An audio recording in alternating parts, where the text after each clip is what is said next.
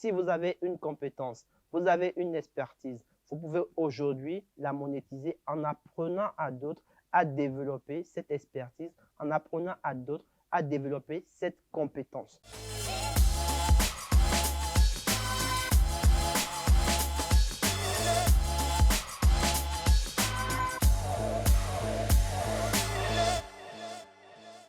Comment sortir du stress d'un emploi fixe?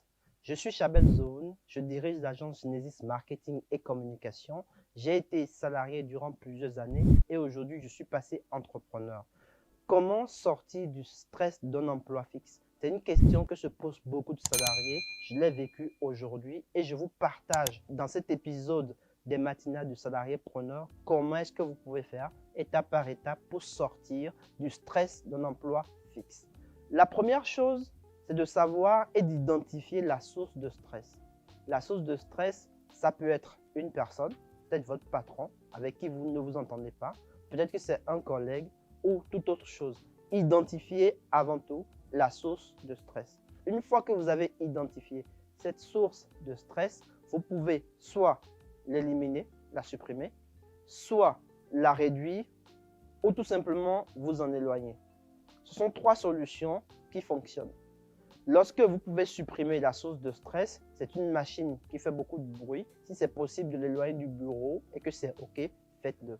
C'est peut-être un collaborateur et dans ce cas, vous n'avez pas le pouvoir de le faire sortir du bureau. Là, du coup, il faudra vous adapter en échangeant avec lui pour qu'il puisse faire en sorte que le stress chez vous baisse.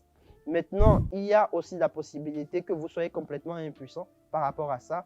Vous ne pouvez pas changer cette source de stress et du coup, le mieux est de vous en éloigner. Aujourd'hui, avec la crise sanitaire de Covid-19, on a vu que ce sont les entreprises les plus souples, les plus agiles, capables de s'adapter rapidement qui survivent.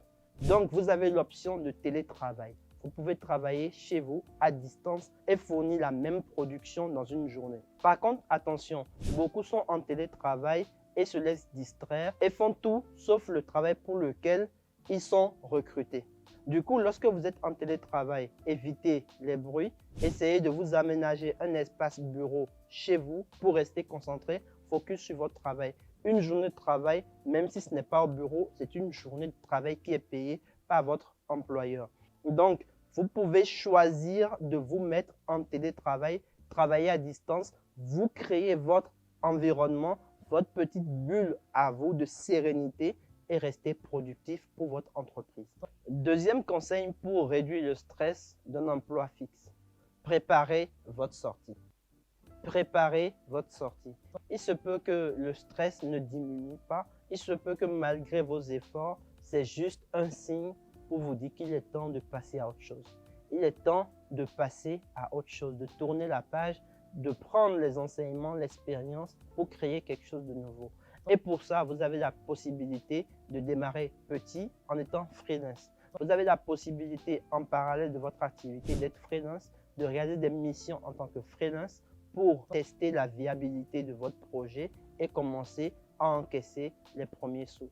Donc, il est bien possible, dépendamment de votre activité, dépendamment de votre secteur, de travailler en freelance, de devenir consultant. Consultant, vous travaillez sur des projets depuis chez vous, depuis un espace que vous contrôlez, qui vous convient. Vous travaillez sur des projets pour différents clients. Donc, il est peut-être temps de penser à devenir freelance, de penser à devenir consultant, de vous mettre à votre propre compte, de ne plus dépendre de qui que ce soit, de prendre 100% de la responsabilité pour évidemment encaisser 100% des revenus. Donc, une seconde solution, beaucoup plus tranchée celle-là, c'est de préparer votre sortie.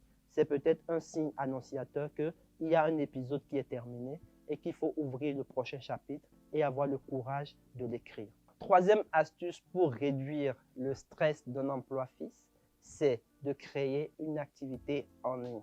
Si aujourd'hui, vous n'arrivez plus à rester entre quatre murs et que vous vous ennuyez vraiment dans votre emploi, dans votre bureau, vous avez envie de liberté, envie de travailler peut-être dans un cadre comme celui-ci, peut-être en bord de mer, où que vous vouliez, vous avez la possibilité aujourd'hui de créer une activité 100% digitalisée en ligne. Si vous avez une compétence, vous avez une expertise, vous pouvez aujourd'hui la monétiser en apprenant à d'autres à développer cette expertise, en apprenant à d'autres à développer cette compétence. C'est exactement ce que je fais aujourd'hui.